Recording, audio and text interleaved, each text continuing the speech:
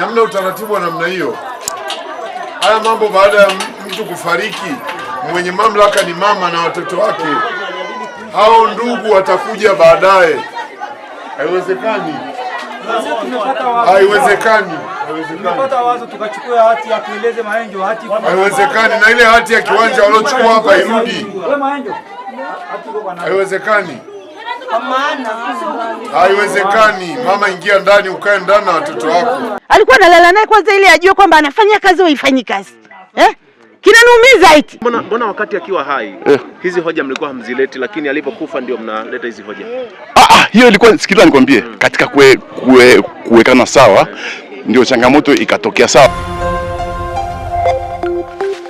Mtazamaji, jina langu naitwa Alphonse Kusaga, mwandishi wa Wananchi. Hapa ni katika mtaa wa Longdong, kata ya Sokoine jijini Arusha. Tumekuja kuripoti kisa cha mwanamke mmoja anayefahamika kwa jina la Flora Stanley, ambaye aliolewa na Gervas Jackson. Walifunga harusi yao mwaka 2021, lakini kabla ya hapo walizaa mtoto mwaka 2011 na wakaendelea kuishi pamoja mpaka pale ambapo walibariki ndoa. Bwana Gervas alifariki kutokana na ajali mwaka huu, lakini jana ndio alipumzishwa katika nyumba yake ya milele hapa jijini Arusha katika makaburi ya Njiro. Lakini ndugu upande wa marehemu wa mwanaume wamejitokeza, na katika kikao ambacho walipaswa wakae leo, mjadala mkubwa ilikuwa ni kwamba marehemu ameacha kiasi gani cha fedha na marehemu ameacha mali gani. Ndugu wa marehemu wamesema kwamba mtoto aliyezaliwa mwaka 2011 hakuwa mtoto wa kijana wao, bali pia ndugu yao hakuwa na uwezo wa kutungisha mimba. Sasa cha kujiuliza ni kwamba imekuwaje ndugu wanajadili kuhusiana na mume kutokuwa na uwezo wa kuzaa, na wanajadili baada ya mume kufariki na hawajadili kabla ya mume kufariki.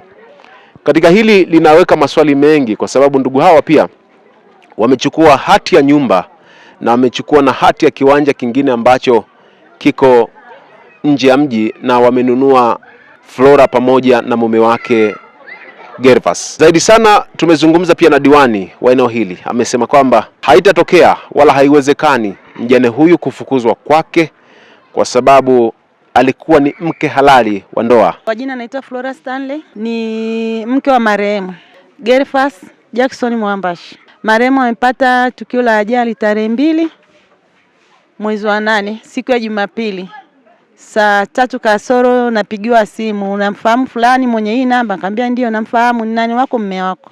Mume wangu. Nilitoka, ananiambia toka, na wananiambia tupanda tu bajaji, ngoja tuone wasamaria wema ndio nipa hizo taarifa.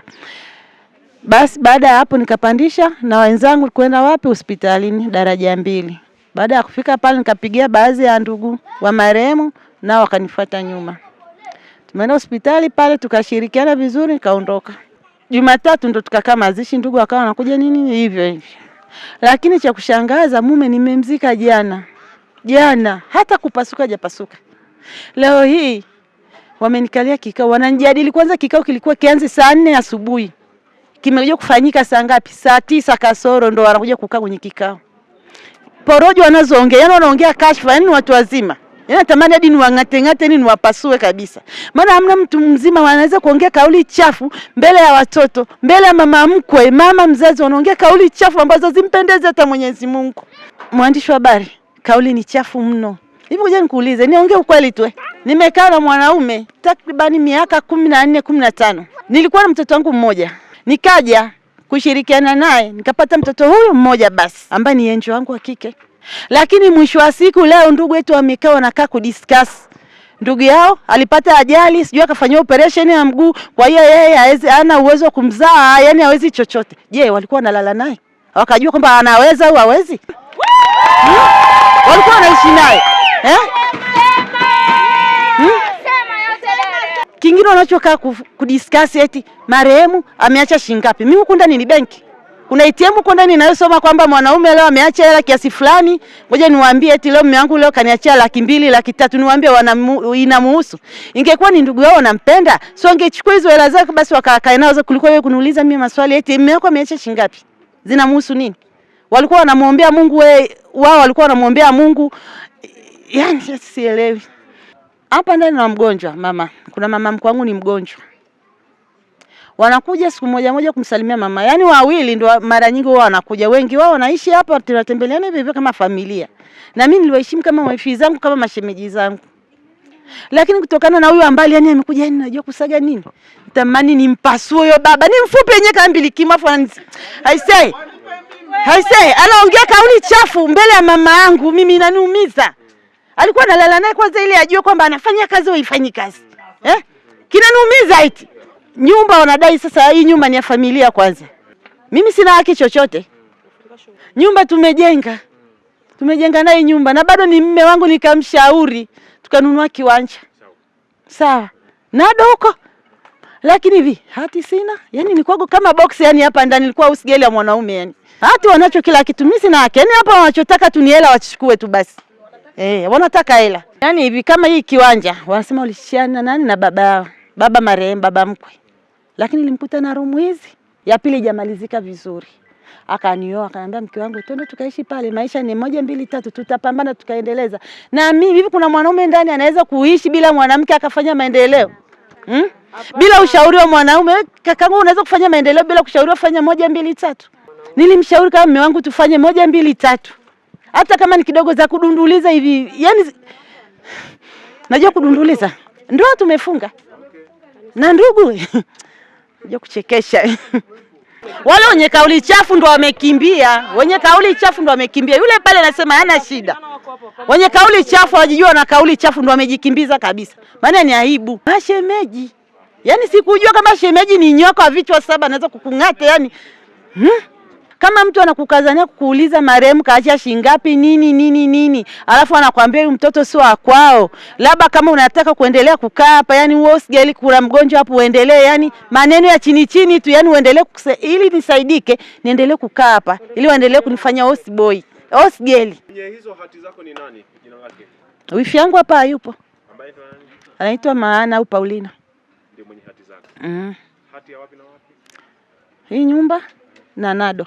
Yaani serikali mkopo naomba hivi wanitetee kama mjane ana haki, nitetee haki yangu nipate. Kiangu na mtoto. Eti leo naanza kudiscuss mtoto sio kwao sio nini. Kwa nini mume wangu alivyokuwa anamhudumia kuanzia mwanzo wasiseme kwamba huyu mtoto sio kwao, acha kumhudumia sio mtoto wako huyu. Mume amekufa mtoto sio kwao, wanaongea wanavyojua wao. Mimi naitwa Rehema Juma Sabuni, balozi wa eneo la Uswahilini. Siku ya leo nilikuja kuitwa ilikuwa saa 4 kama na nusu. Kaja kuitwa na ndugu wa mke wa marehemu. Kuna nini? Akaniambia wewe twende kuna kikao, tunatakiwa ukawe msikilizaji tu, angarau uwe shahidi. Kikao kikaendeshwa tu vizuri, lakini baada ya muda kukaanza kama vile kashfa. Unajua kuna maneno unaweza ukaambiwa au ukaelezewa yakaumiza moyo. Maneno haya yalikuwa sio mazuri kiujumla kwenye kikao. Ndugu wa marehemu wanadai kwamba yani wanataka kwanza aliulizwa ndugu wa marehemu kwamba tunataka tuanzishe kikao hiki lakini tunataka mrisi yani msimamizi wa mirathi na atakayeangalia familia. Wakadai kwamba kabla ya hayo tunaomba tujue kwamba marehemu ameacha nini na nini. Kidogo nilicheka kusaga. Lakini nikamwambia mwandishi yani katibu nikamwambia yuko sawa. Japokuwa hayuko sawa lakini nikamwambia kwa wakati huo yuko sawa ili tusiharibu kikao. Basi wakakubaliana na hilo kwamba tuanze kujua kwamba marehemu ameacha nini na nini. Lakini marehemu kaacha mke wa ndoa halali ya kanisani na mtoto mmoja ambaye ni wa kike anaitwa Angel. Lakini hapo ikawa wanahitaji kufahamu zaidi kwamba ameacha shingapi. Hawajajibiwa swali la kwanza, wakahitaji kujua kwamba ameacha shingapi. Ana shingapi? Maana wewe ni mke wa marehemu lazima unafahamu yote. Nikamwambia jibu Akaniambia sina jibu, siwezi kuwavunjia heshima, maana kila jibu ninalofikiria naona kama nitawavunjia heshima. Yuko dada yake marehemu, mdogo wake marehemu, akadai kwamba kuna hela ambayo mwanamke ambaye mke wa marehemu alitoa milioni 1.3 alimpa mdogo wake marehemu kwa ajili ya kwenda kuzika. Waliambiwa kaburi ni milioni 1.8 kulitengeneza, lakini sasa wakapunguziwa ikawa milioni 1.3. Njiro. Marehemu amezikiwa Njiro, kwenye makaburi ya Njiro. Basi mama Angel ambaye ni mfiwa, yeye alitoa milioni 1.3 cash, akamkabidhi wifi yake kwa ajili ya mazishi. Sasa mama Angel nikamwambia jibu sasa, akasema hapana, siwezi kujibu, nitavunjia heshima. Sijajua mama Angel alikuwa na lengo gani kujibu hivyo, kuniambia mimi hivyo, lakini kidogo akaanza kulia na kunyanyuka kwenda ndani. Karudi kwenye kikao tena kikaendelea, msisitizo ni ule ule, wanataka kufahamu kaacha shingapi. Alipokuwa amezidi kunyamaza, kukaamka mzozo wa kusema kwamba kwanza sisi tunachokifahamu, marehemu hakuwa na uwezo wa kutunga mimba, kwamba marehemu ni mgumba. Aliyeongea hivyo ni ndugu wa marehemu ambaye ni shemeji, kaka wa marehemu. Akadai kwamba ndugu yao alipata operation kubwa ya mguu. Kwa hiyo alipofanywa operation ile ilienda kumaliza mambo yote, ni kwamba ana uwezo wa kushiriki tendo na mwanamke isipokuwa kutunga mimba hawezi.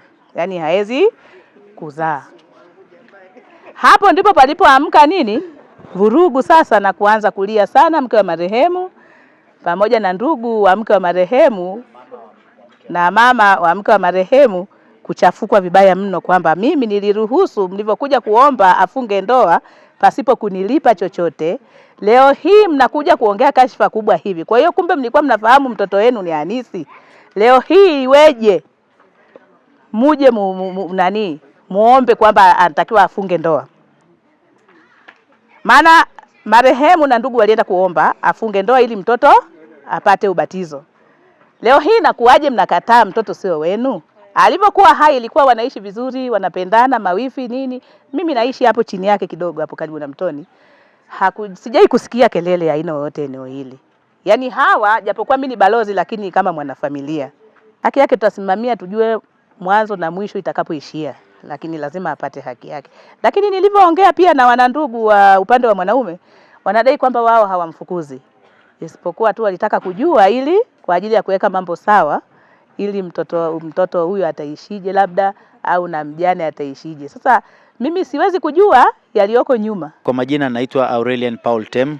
Mimi tumekuwa katika msiba huu kuanzia jana. Wa familia anayefahamika kwa jina la Richard alitoa tangazo kwamba kesho msiba tanga linaisha jana na likamalizwa, ila leo tarehe 9 saa 4 kutakuwa na kikao cha wanafamilia kwa ajili ya kujadili hatima ya mke wa marehemu na familia yake baada ya msiba. Afika hapa kikao kikafanyaje? Kikaanza.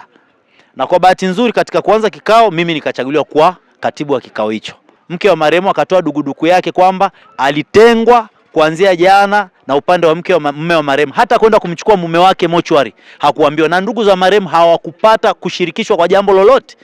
Katika kujibiwa hoja hiyo, kaka wa marehemu alithubutu kusema sisi hatukuona kwamba kuna sababu eti inaonekana mngeambiwa mnataka pesa za kuchangia na sisi hatuna njaa hiyo. Yaani maneno ya kudhalilisha kabisa. Sisi hatuna njaa hiyo, tukavumilia. Lakini sikuacha kulitolea ufafanuzi kwamba maneno ya chungwe kwa sababu yanakwenda kuleta shida.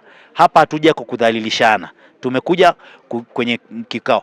Sasa baada ya hapo agenda nyingine tukaenda kuhusiana na habari ya agenda ya kuchagua msimamizi wa mirathi.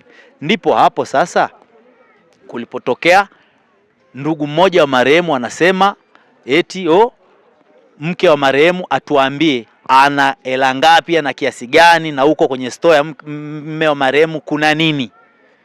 Sawa, lakini wakati huo akatokea dada wa marehemu naye akasema kwamba yeye alipewa shilingi milioni 1.3 na mke wa marehemu, na kaburi lilitakiwa lichangiwe milioni 1,800,000, aka negotiate ikafikia milioni 1,300,000. Sasa kaka wa marehemu akasema alimuomba mke wa marehemu atoe milioni 1,300,000, yeye atakuja atazirudisha. Japo tayari tumeshadhalilishwa kwamba wenda tungeombwa pesa, lakini yeye anaomba pesa mke wa marehemu azitoe milioni 1,300,000, na mke wa marehemu kwa uchungu, kwa sababu alikuwa anataka mazishi ya mume wake atoke, alitoa milioni 1,300,000 cash ndani, ambazo inawezekana ndio akiba iliyokuwa imebakia. Akampa dada wa marehemu kwenda kushughulikia mambo hayo, na baada ya hapo kaka wa marehemu akasema atazirudisha. Japo amesema kwamba sisi tuna njaa, lakini watu wenye njaa hawawezi kuomba milioni 1,300,000. Huenda angezitoa hapa, akasema atazileta lini. Lakini baada ya hapo kumeanza kutokea sasa michango ya wajumbe, akiwepo ndugu ya marehemu ambaye ni kaka, anasema nani amefuatana na marehemu ambaye ni mume wa mjane, kwamba mume wake mdogo wake alifanyia operation na alikuwa naye hospitalini, kwamba mume wake ndugu yake baada ya kufanyia operation ile hali anatuthibitishia kwamba haikuwa imemsababisha yule awe na uwezo, kwa hiyo hakuwa na uwezo wa kuzaa. Kwa hiyo wanamjadili kwa favor tu mke wa marehemu, kwa hiyo hawaangalie, sio kwamba ana umuhimu sana.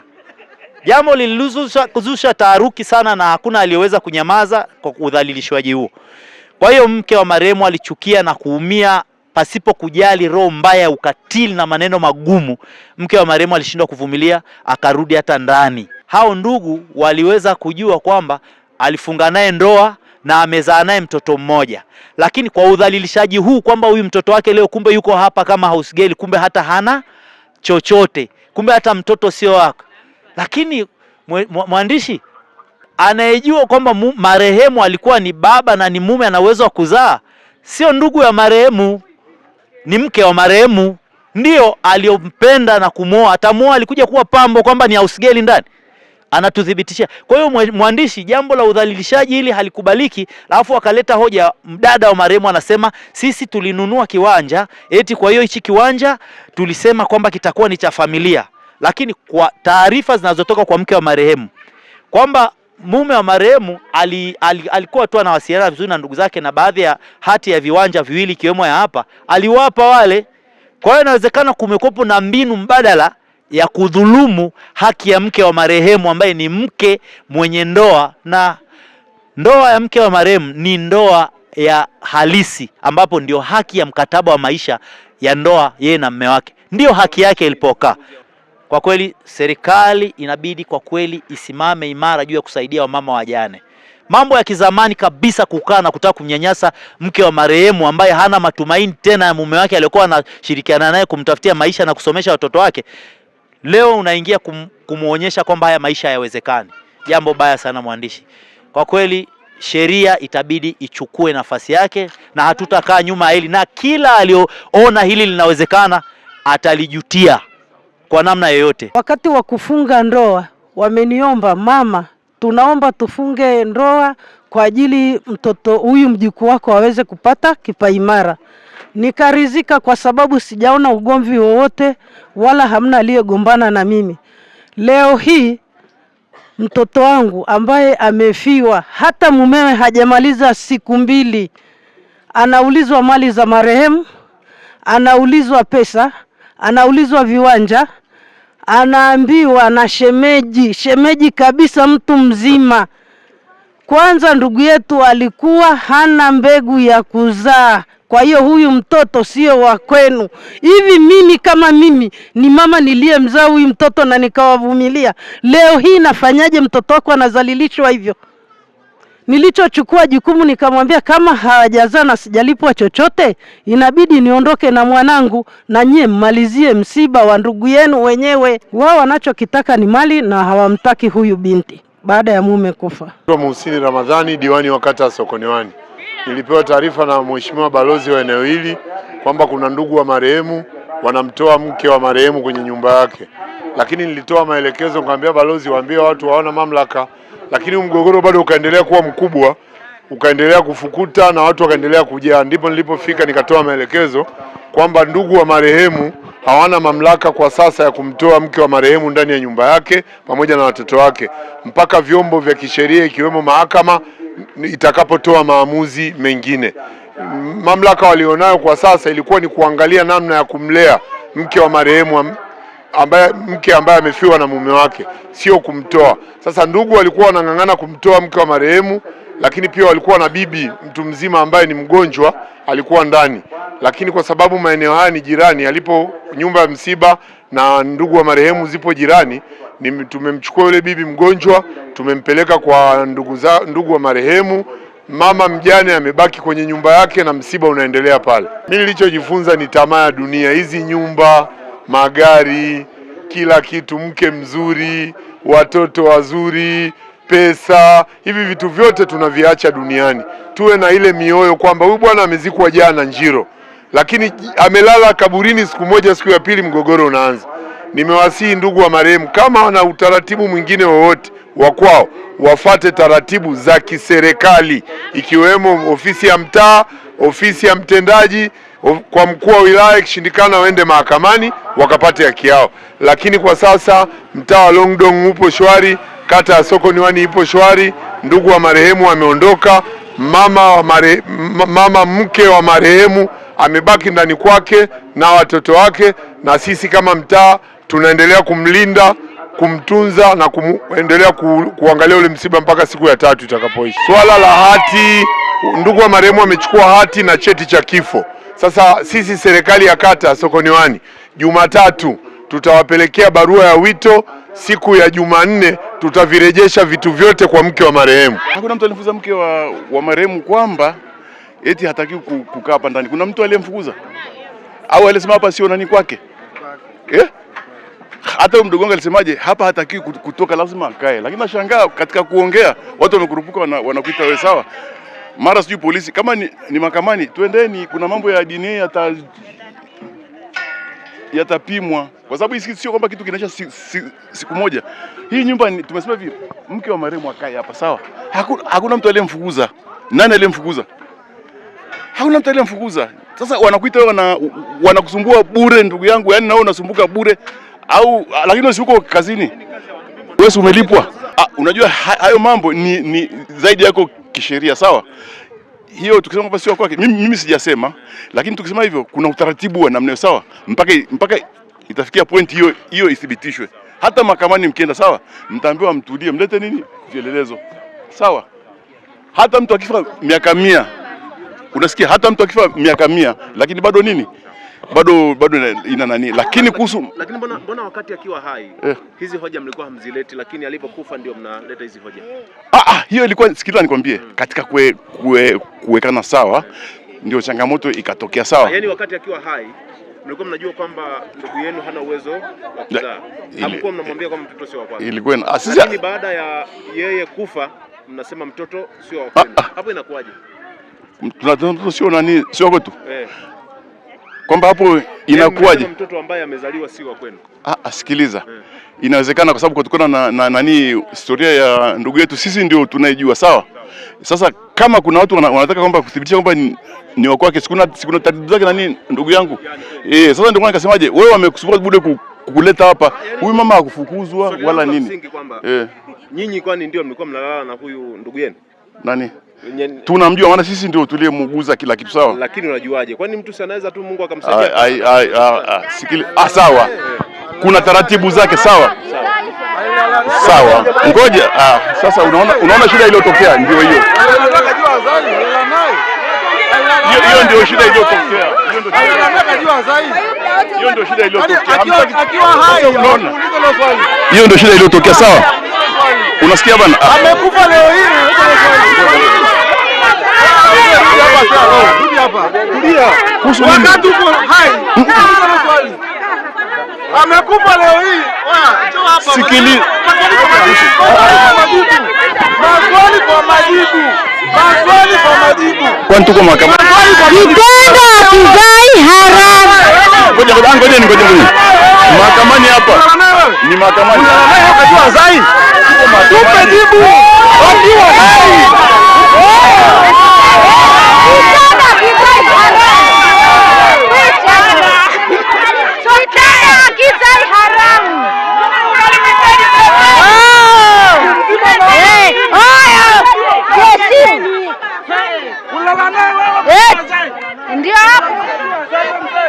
Ndio mtu mzima lakini kipara cha bure tu hicho.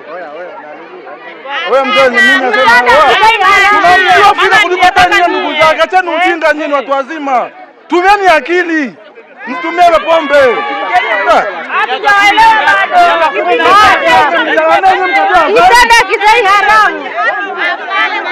Ona lala na nini? Watu wazima. Kwani shuleni anajulikana ni Angel nani? Miaka 14 anaishi na shuleni anajulikana ni Angel nani? Watupe jina la baba. Watupe jina la baba. Assalamu alaikum. Watupe jina la baba Angel nani? Wala naye wao kajua zaidi.